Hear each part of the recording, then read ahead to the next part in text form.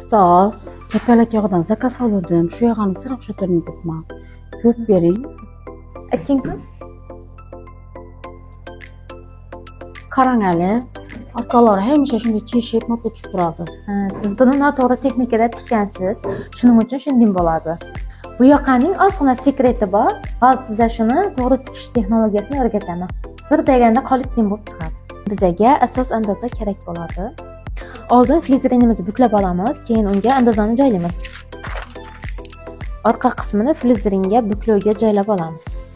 Yelka qismlari ko'tarilib, notekis turmasligi uchun yelka qismini 2 sm dan 4 sm gacha ustma-ust qo'yamiz. Liniya o'tkazib olamiz. Shu liniyaga oldi andozani joylaymiz. Endi yoqa qismini flizeringa tushirib olamiz. Bu yoqamizning sekreti shu joyida bo'ladi. Yelkadagi holalar, yelkani ustma-ust qo'ygan vaqtda yelkadagi holalar yo'qlanib ketadi. Kapalak yoqani shakli va kattaligi hammada har xil bo'ladi. Bu fasondan kelib chiqadi.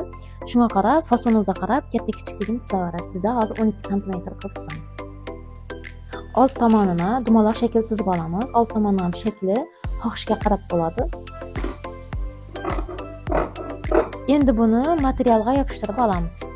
Yoqa chetidan pirpirib qo'ymoq bo'lsangiz, shunday lentamizni zborkaga yig'nab olamiz. Oldin pirpiribni chetiga ulab olamiz.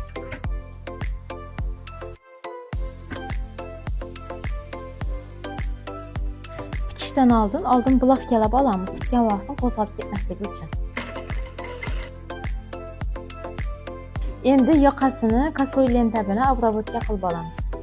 Navbaxaropa qarang, endi shu texnika orqali tiksangiz, yoqalaringiz qolib teng bo'lib, gavdaga yopishib keladi. Ne degan zo'r bo'ldi.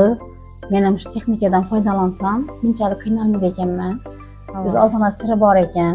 Ertaroq malakam oshirsam, buncha qiynalmaydi edim. Bugungi bergan bilimlaringiz uchun rahmat. Siz ham shunday texnikalarda qiynalsangiz, aprel oyida ochiladigan yangi patronimizda o'z malakangizni oshiring.